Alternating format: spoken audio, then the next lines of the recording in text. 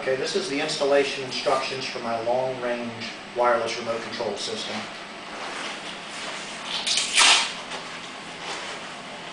This kit, incidentally, will fit on the Yamaha EF3000iSE and the EF3000iSEB. The first thing is just put a piece of masking tape right along this edge if you're working on a new generator, or if you're working on an old generator that somebody does not want any scratches on.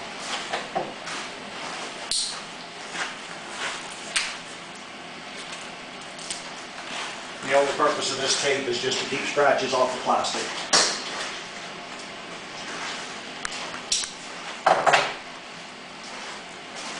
The next step is going to be to remove portions of the cabinet. These end covers are held on with 6 by 16 millimeter bolts.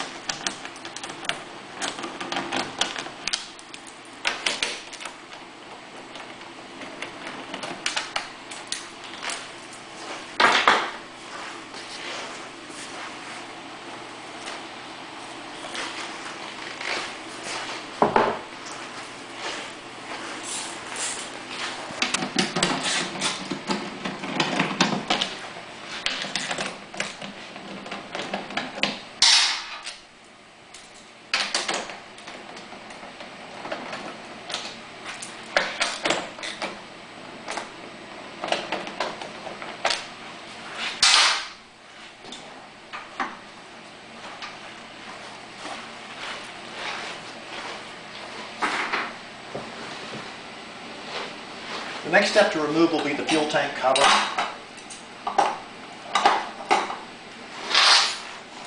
And it's held on with 4 6 by 12 bolts.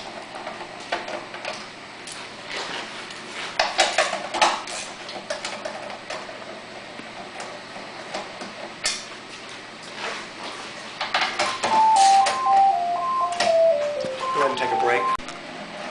Hopefully we can get the rest of this cabinet off without any more phone calls.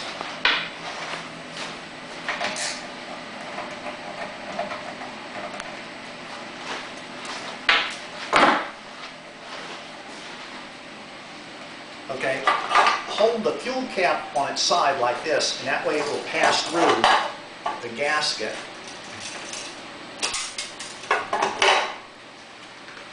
And then go ahead and lift the fuel tank cover off. The fuel tank itself is also held on by 4 6 by 12 millimeter bolts.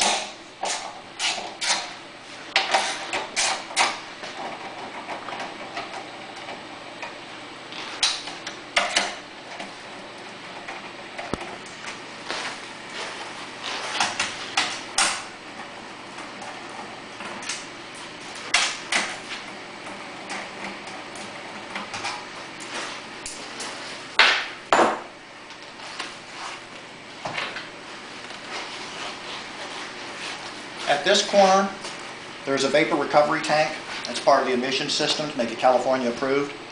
There are 2 hoses. Remove the smaller hose, so it'll come out with the fuel tank. Now, if your fuel tank has any gasoline in it, you will need to crimp the fuel line shut before you take it off. So if you take the back maintenance panel off the generator,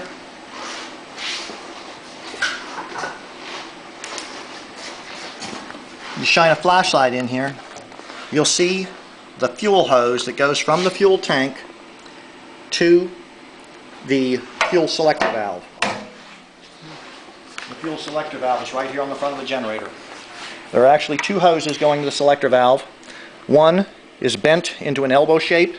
The other comes straight in from the tank. The one that comes straight in from the tank is the one that you're going to want to crimp shut with some kind of a clamp.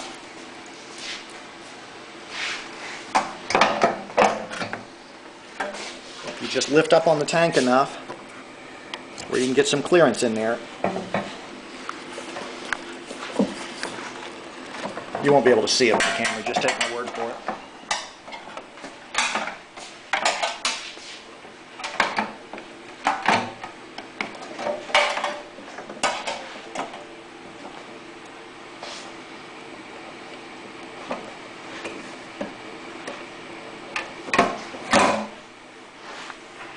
And once you get the hose crimped shut, remove the hose from the back of the fuel selector valve.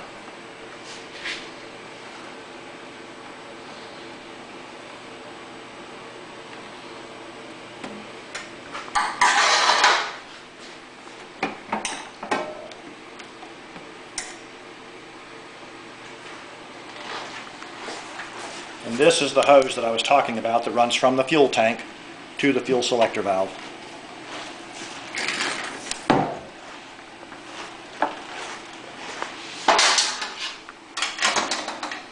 Okay.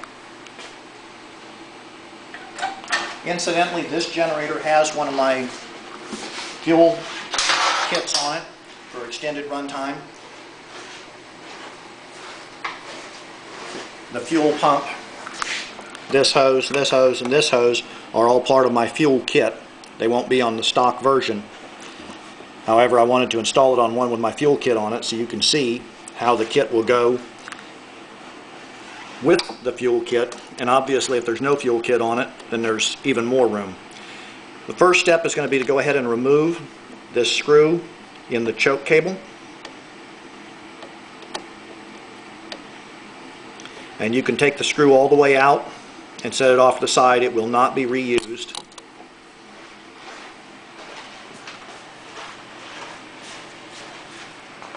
Then remove this screw, and this simply holds the choke cable retainer on.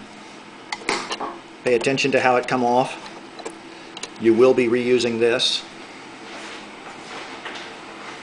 The only reason why we have to remove the choke cable housing for right now is because we want enough play in the choke cable to remove the front covers.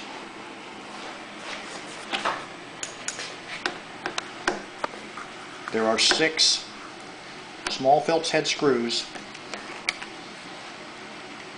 around the outside of this cover.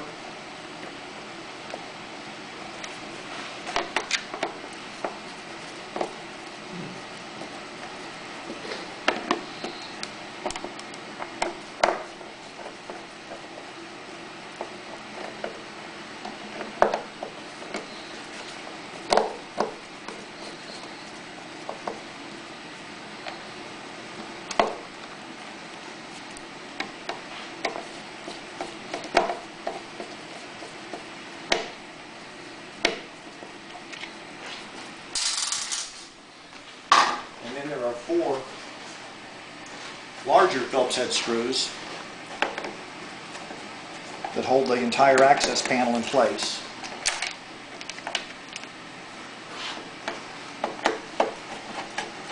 Unfortunately, they all have to be removed to get the cover off.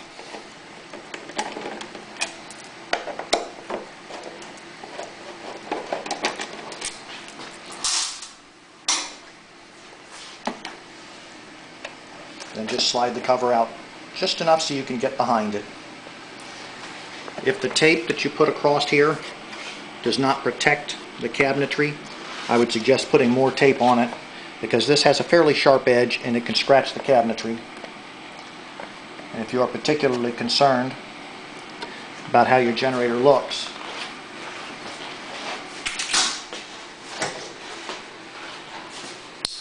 go ahead and put just a little bit more tape across that.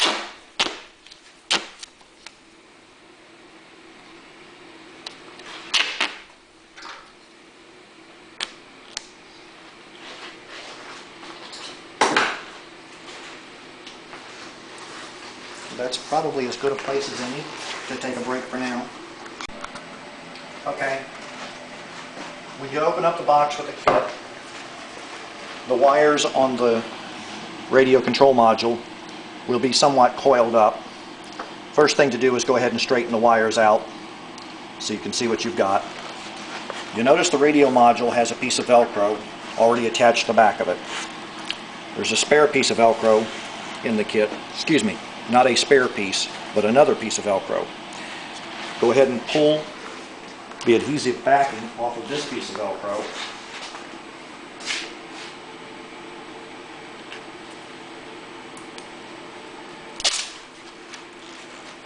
You'll attach the Velcro to the very back top inside here. The piece of Velcro included in the kit is much bigger than it needs to be, so if you don't get it in exactly the right spot, there will still be enough contact to hold that radio module where you want it.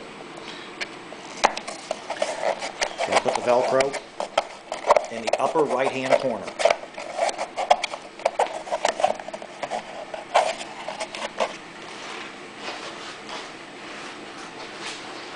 And then take the radio.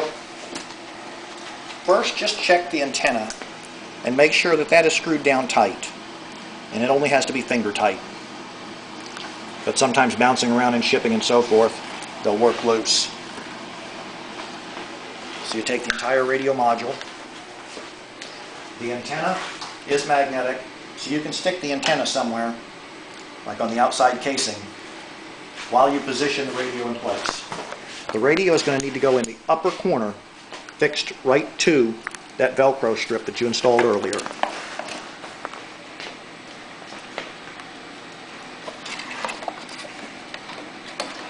And that's where the radio goes, and the Velcro holds it in place nicely. The next step is the kits come with a new ignition switch. It is a genuine Yamaha ignition switch. You'll recognize it, but it has extra wires soldered to the back. So you'll go ahead and remove the stock ignition switch by undoing this plug and removing the retaining nut.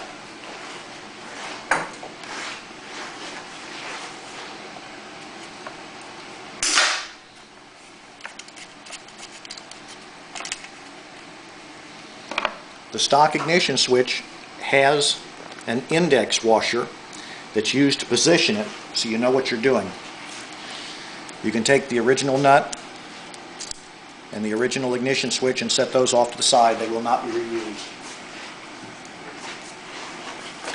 Then take the ignition switch that is included in the kit, take the two yellow wires and fold them out of the way, and the relay assembly and fold that out of the way. It just makes it easier. Undo the retaining nut from the replacement ignition switch, and you'll see that there is a hole in the face of the ignition switch, and on the index washer there are two little tines that stick out. One is longer than the other. The one that is longer goes to the back, and it goes in that hole. That way the shorter tine sticks out to the front, and it indexes it, and it's just barely long enough to poke through this thin pedal or panel. So you rotate it to where the tine sticks through that notch in the front panel, and then go ahead and put the retaining nut on it. And yes, the ignition switch that comes in the kit comes with a retaining nut, so if you somehow lose the retaining nut during this procedure, you can use the one off the old ignition switch. Incidentally, the ignition switches, like I said earlier, are genuine Yamaha, so they plug right into the stock harness. However, look at your plug that comes out of the ignition switch and make sure that all the contactors are straight. When it goes to plug in, it should plug in smoothly. It should not take a lot of wiggling and so forth, because like I said, it is genuine Yamaha. It's not an aftermarket replacement. It should plug right in. If any of the contacts have been bent or something like that, go ahead and straighten those out so that it plugs in nicely. Okay, that's got the ignition switch hooked up. This white wire is for the choke mechanism, which we'll deal with later, to plug into. You have two yellow wires coming out. They're going to go to the Eco Mode switch. The Eco Mode switch has a simple connector on the back. Take the two yellow wires. You'll see you have female spade connectors on two of the pigtails. They plug onto the back of the switch, right onto the male spade connectors. It does not matter which one goes where. All the switch does is connects the two or disconnect the two. The male spade connectors plug into the stock plug that used to go onto the switch. You'll notice that I have bent the ends of the male spade connectors just slightly, because it's been my observation that if these are even slightly loose, the eco mode won't work correctly and it'll stay in standard run mode. So you want a good connection. So when you go to push it in, if it doesn't feel real tight, bend it just a little bit more, because you want a good scrubbing action on these when they go together.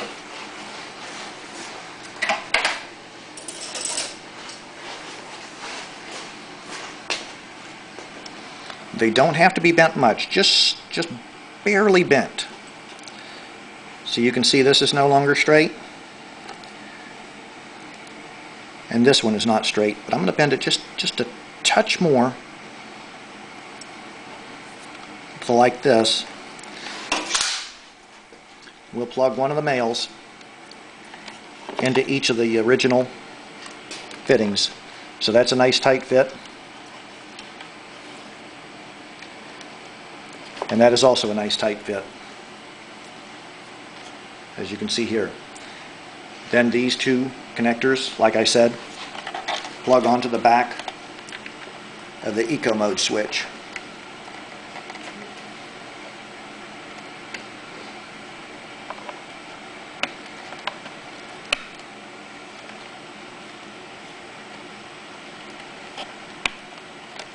Like this. So that's your two yellow wires. Then you have the relay, and it's got one blue and one red wire with a white tracer. And this is probably a good place to take a break for just a moment. Okay, take the antenna. Like I said, just make sure that that's not worked loose due to shipping. In the upper left-hand corner, you'll see the hole where the main harness goes through. Push the antenna through the hole, then rock it forward and pull the base through the hole like that.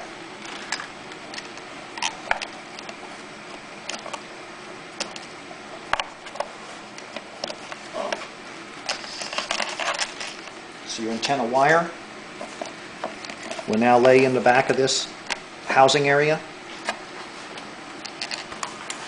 Take the antenna and run it under this bar of the frame, so it comes out through this hole. And as you can see, the main antenna harness or wire is right here. And I'm going to stick it on this metal panel for now. So now we have the relay, and that's used to turn the bottom outlet on and off.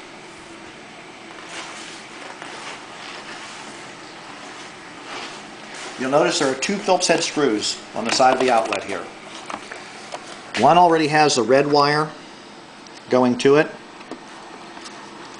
We're going to loosen that screw up first. I use a really long number 2 Phillips head screwdriver, mainly because I can get all the way through from the end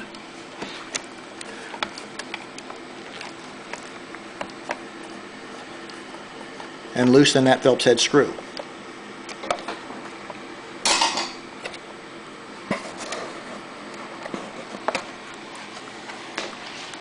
The Phillips head screw has an open ring terminal on it.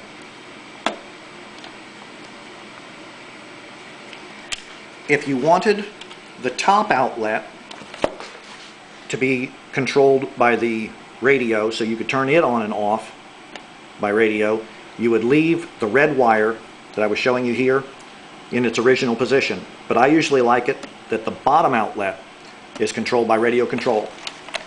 So what I do is loosen the top screw.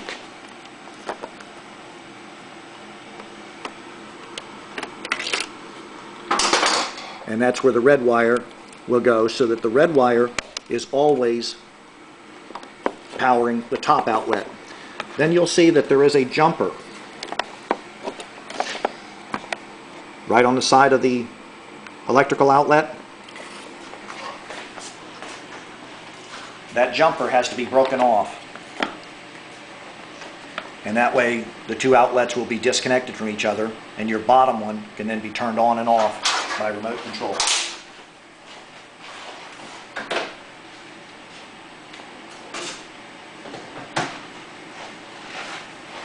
The easiest way to break that tab is just get a flathead screwdriver and just get the edge of it out a little bit,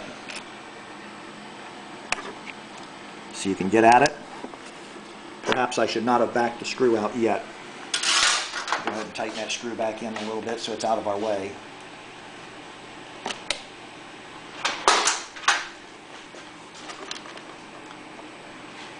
Once you can get a pair of needle nose pliers on it, just rock that tab back and forth and it'll break off. And they are designed to be able to break off easily for this exact purpose.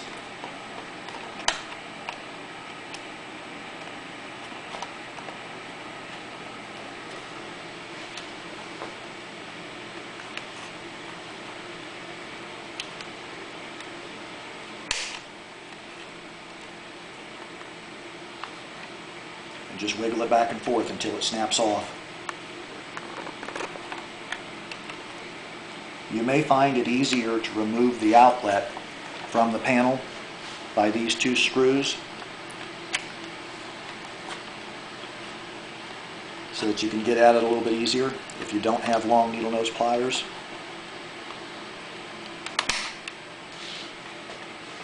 Okay, I went ahead and removed the outlet because it just makes it a whole lot easier for you to see.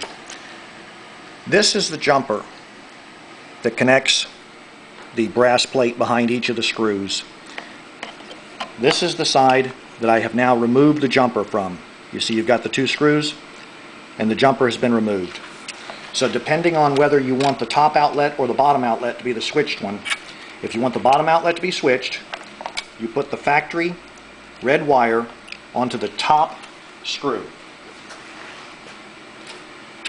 So that way the top outlet has power all the time and the bottom outlet is switched on and off by the radio remote control.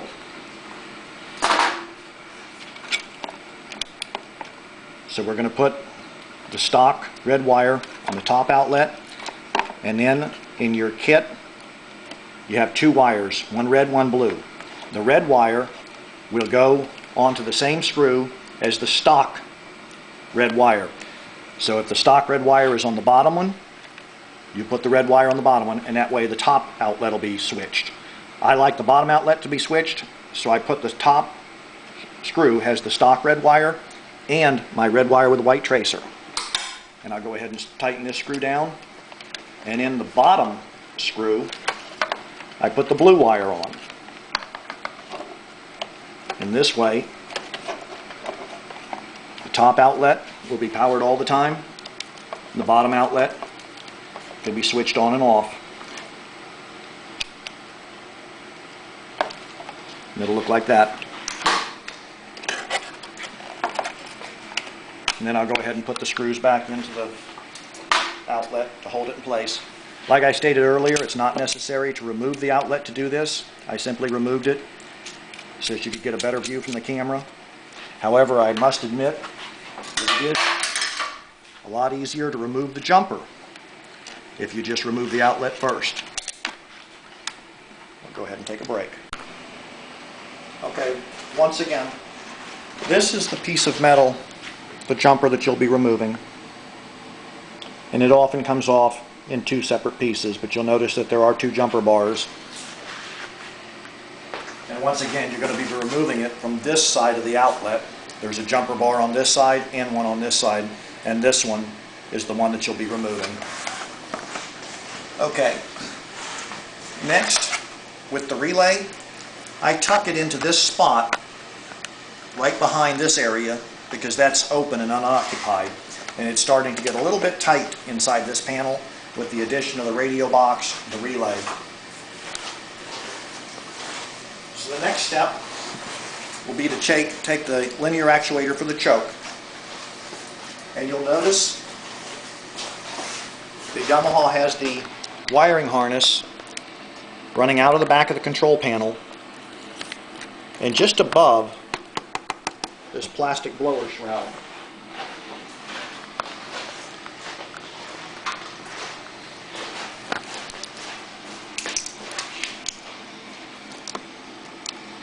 this black plastic blower shroud which goes above the battery and so forth. Take the linear actuator for the choke and pass the wires out through this hole.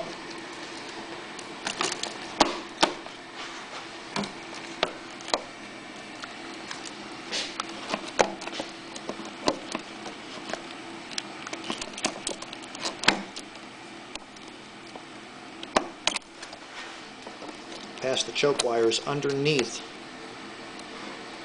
the wires for the regulator, or excuse me, the rectifier for the 12-volt circuit.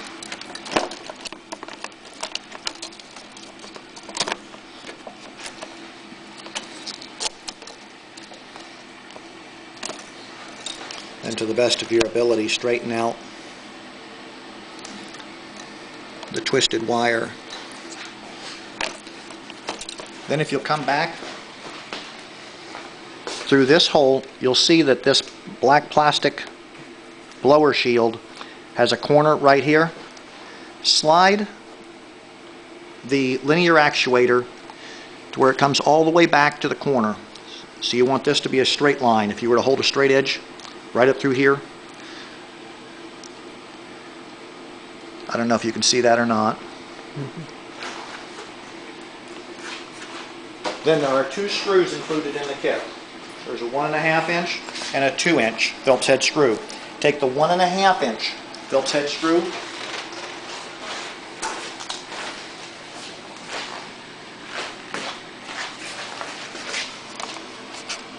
and put it through the hole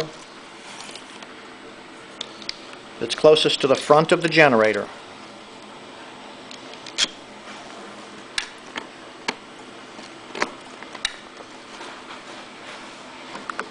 So your linear actuator will slide right up against this flange and this way to where it's right even with the end of this piece of black plastic. At that point, go ahead and put this Phillips head screw in, and if you go back and forth with it, it will cut its own hole.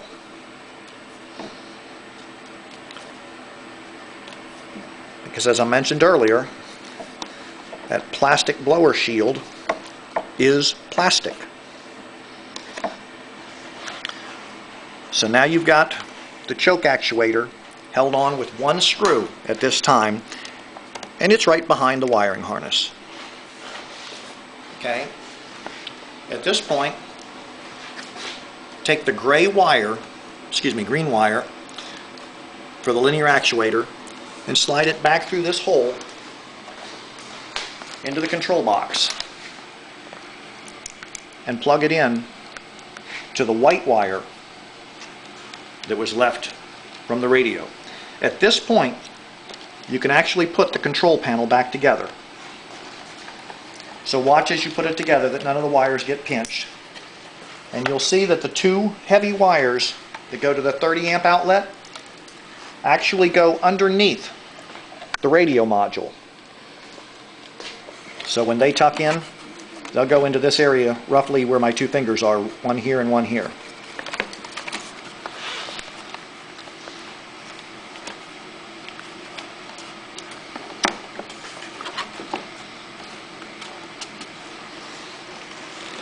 Once you push the control panel back together, just make sure that the fuel selector valve works, because you'll notice that the knob is mounted in the control panel and the actual fuel selector valve is mounted to the back of it. So make sure that the knob engages firmly in the valve. Once that's done, you can go ahead and put the control panel cover back together.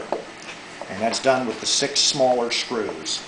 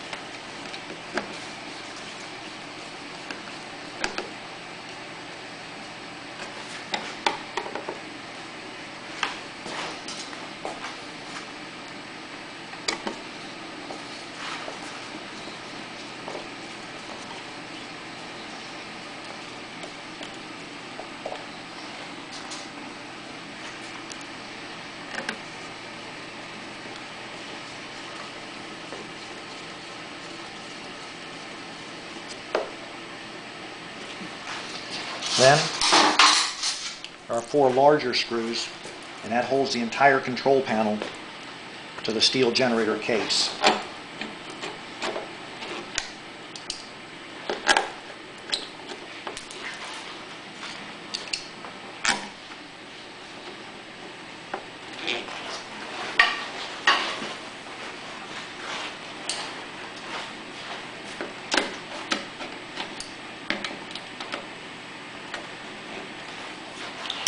That's probably as good a place as any to take a break for a moment.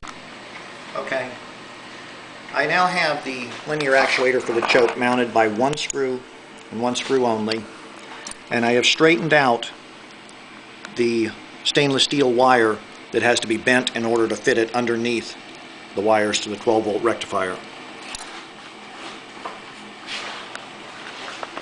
This is another choke actuator, just like the one that's installed here. You'll notice that the linear actuator moves in and out. During this assembly, we want to extend it all the way out, which will be choke open, because when you put power to it, it'll pull itself back in. So in order to be adjusted right, it needs to be extended out. And also, you don't want the wire to be bent at an angle. You want to keep it in line towards the choke bar as good as possible. So right now, the way it's positioned in the generator, this is bent slightly. So we're going to move this down to where it's no longer parallel with that lip, and then up. And we're going to space it out with the nut included in the kit. You'll be using the 2-inch screw and the nut included in the kit. But you see where the linear actuator is right now. Take one of the wires, where it's twisted together, and feed it through the same hole that the stock choke cable used to go through. If you look at it, threaded from the hole this way is threaded, the hole this way is not threaded. You want to push it through the non-threaded hole.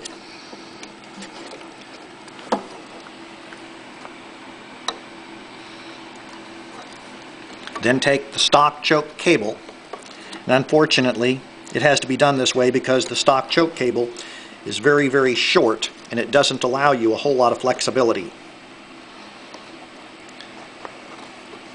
So now that you've got the stock choke cable fed through this hole as well, and it's back in the original location, it simply had to be pulled out in order to allow you to get the control panel out of the way. And you take the original retainer and put it back in its original position.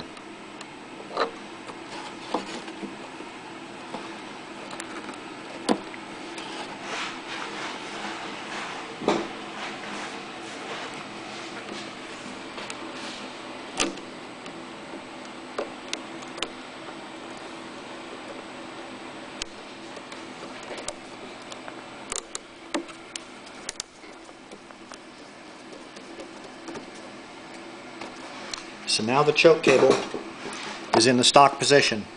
If you have one of my fuel kits installed as well, take the clamp, the original stock clamp, and wrap it around the choke cable and the pulse hose. If you do not have one of my fuel kits, then this hose or this clamp simply wraps around the choke cable and the original stock fuel line.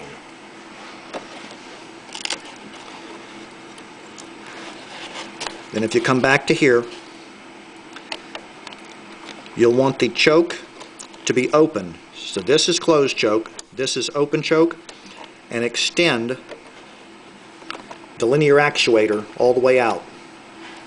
Then you'll want to line it up to where there's a straight line through the linear actuator body to this wire. And you'll notice that the choke actuator is no longer parallel to this flange on the blower shroud. I have angled it down, and now I'm going to lift this end up a little bit. It'll require loosening the original screw approximately 1 to 2 turns. so that now I can get this nut in place. Take the 2-inch screw and put it through the second mounting tab on the linear actuator.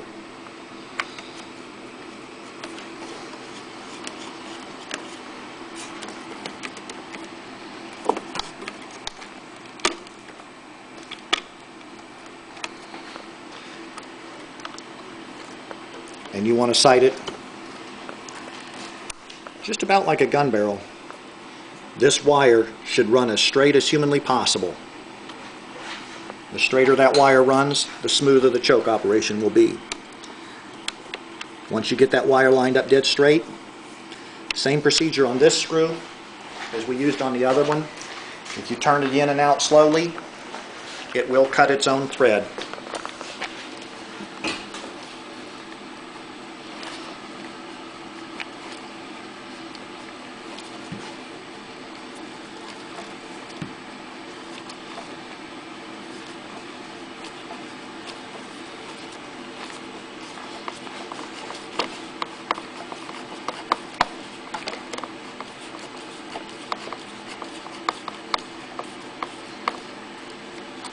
Then come back to the original screw and just snug that down, because as you remember earlier, you loosened that screw about 1 turn.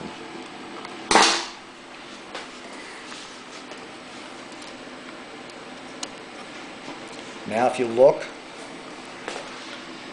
you'll take these wires and pull them snug, and the 2 ends, they pass out. You'll want to twist these wires. If you have safety wire twisting pliers, go ahead and use them. If not, take vice grips or standard pliers, clamp the 2. You'll have to hold this end, otherwise this end will spin on you, and then slowly twist the wire. If you have safety wire twisting pliers, it makes it a lot quicker. However, it is not critical that you have them. Twist the ends and then cut it to where there's only about 3/4 of an inch of twisted wire sticking out past the drum on the choke shaft, and you can see that more clearly from the top. Here's the twisted wire, and this is the original stock choke cable. So now when the electric choke mechanism pulls the choke, it will slide back and forth on the original choke cable. We will not be putting the screw back into the drum. Instead, included in the kit is this small crimp. Slide that over the stock choke cable.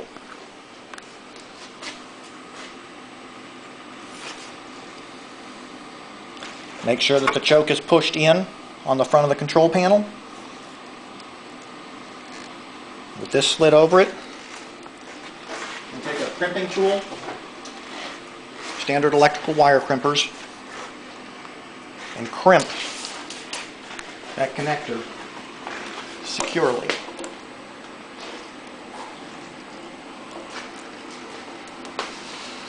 You won't be able to see the crimping.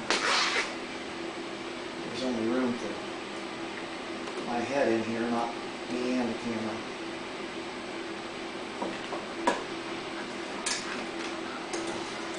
Okay. Now if you look at it from the top, you'll be able to see clearly. This is the terminal end that was crimped on. So now, if I pull the stock choke cable, it chokes. Push in on the stock choke cable, it opens. Likewise, if you choke it electrically, it chokes, and when it releases, it opens. Okay. There is an additional wire from the choke actuator, and it is blue in color. Included in the kit is this temperature sensor. If you look by the valve cover, you'll see 4 bolts that hold the valve cover on But over here is an additional bolt. You'll take that bolt out, and that's where the ground for the temperature sensor is going to go.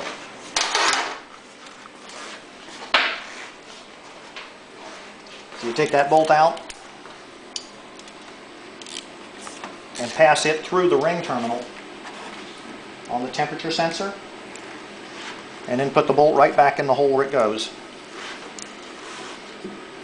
which is incidentally the same hole that it came out of.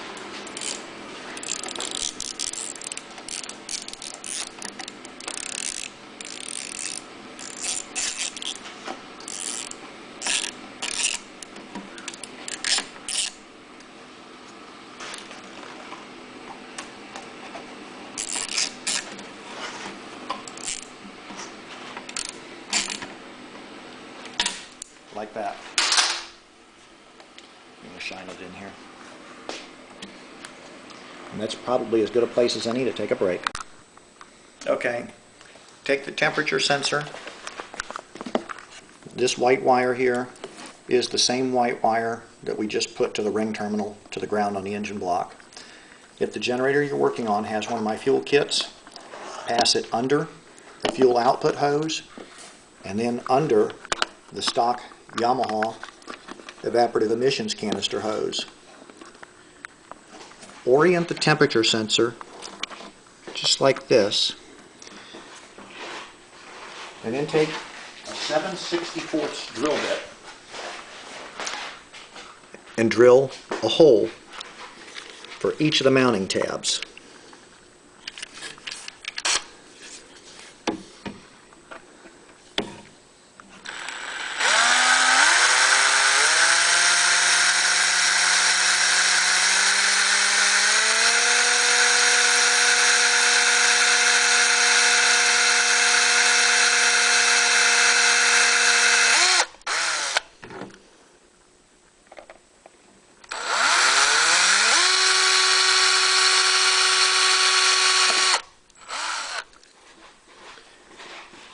The kit comes with two number 6 sheet metal screws.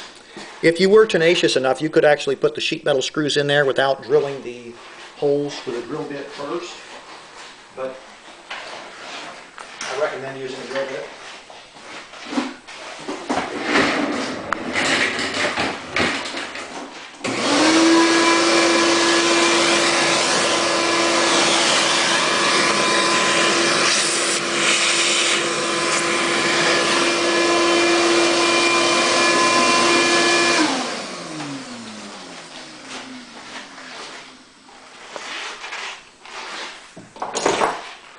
Kit comes with two number 6 sheet metal screws.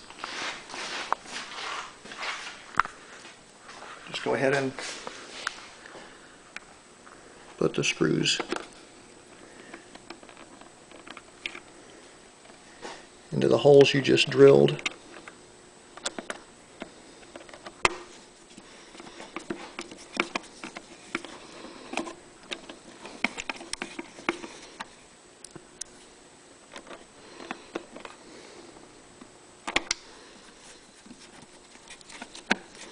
Like I said earlier, you probably could run these sheet metal screws into this plastic cover without pre-drilling the holes. However, I don't recommend it. This plastic cover is some pretty tough plastic. I imagine that is because of the fact that it does bolt right to the metal engine, and the folks at Yamaha intend this generator to last a while. Okay, then take the white wire that comes off of the temperature sensor and plug it in to the blue wire off the choke.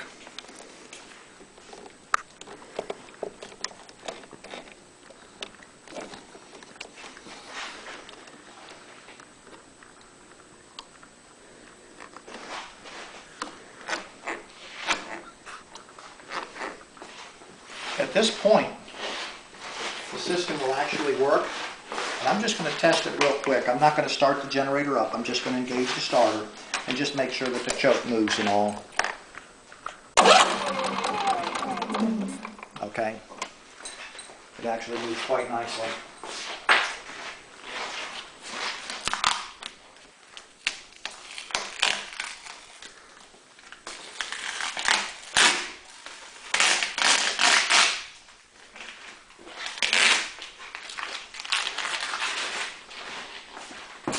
The next step is going to be to go ahead and put the cabinetry back on. Let's go ahead and take a break for just a moment. Okay. Putting the cabinetry back on is exactly the opposite of the procedure to take it off. Just going to lay the fuel hoses close to where they're ultimately going to go.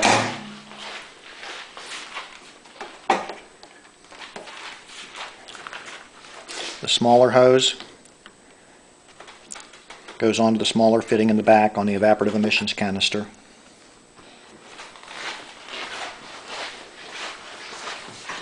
The fuel hose goes to the fitting on the back of the fuel selector valve.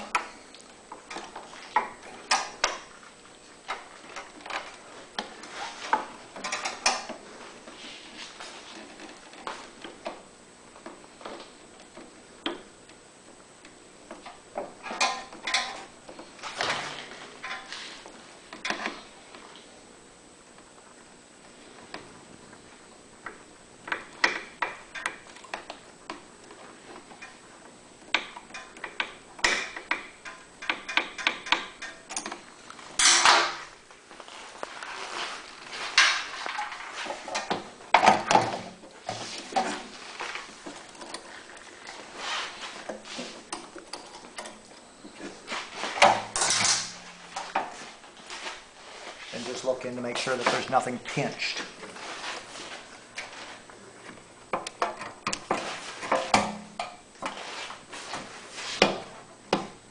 Okay. The fuel tank gets bolted back down with 4 of the 6 by 12 millimeter bolts. The same 4 that you took out, incidentally.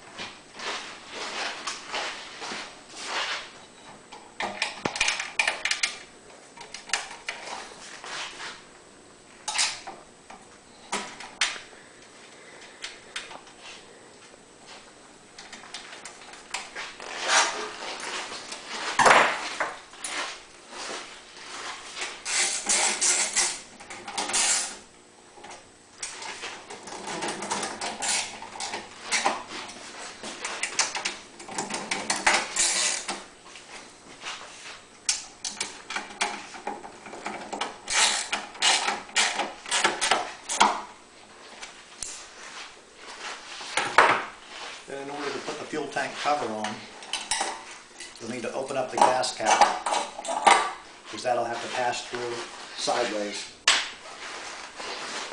The fuel tank cover has the large hole for the gas cap and the small hole for the fuel gauge. Make certain that you put the fuel tank cover on correctly. It will fit backwards, but you won't be able to see the fuel gauge.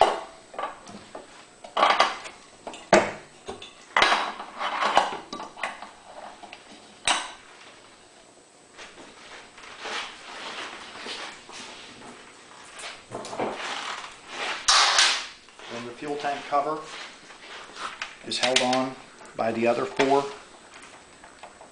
6 by 12 millimeter bolts.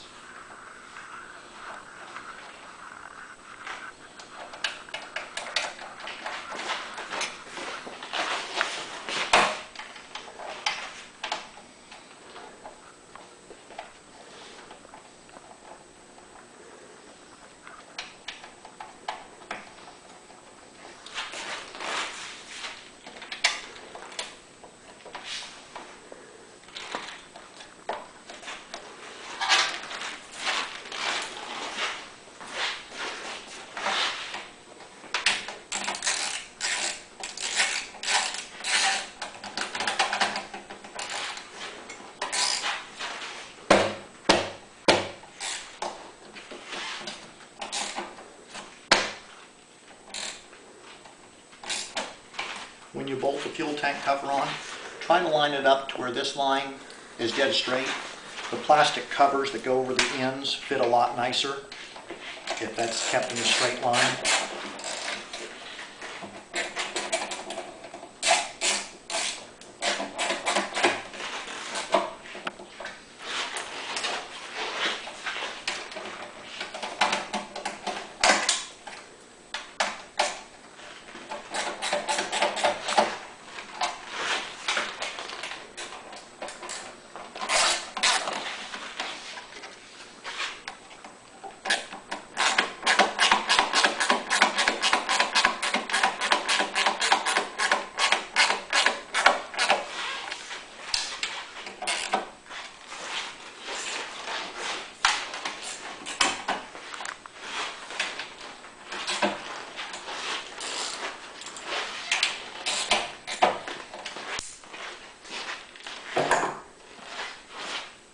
go to put the end covers on. One of them is clearly labeled hot exhaust. That cover should go over the exhaust end.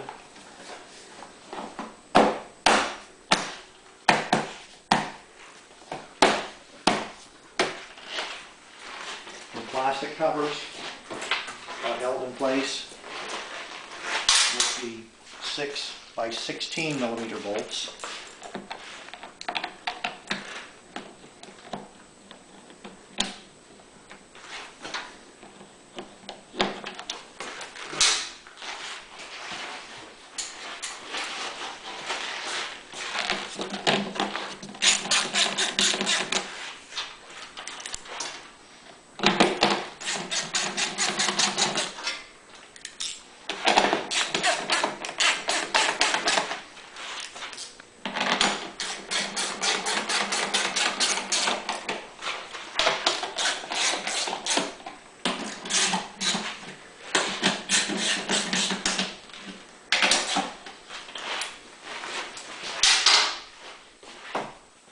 On this end, I've got the antenna wire routed out through this area.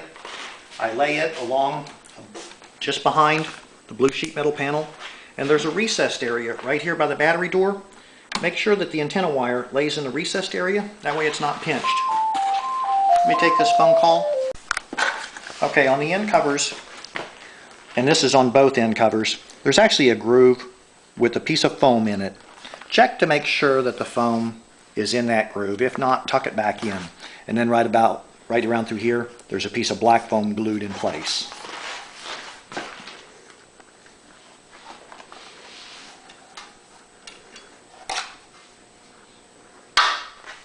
Now I'm going to keep this antenna wire laying right in the recessed area.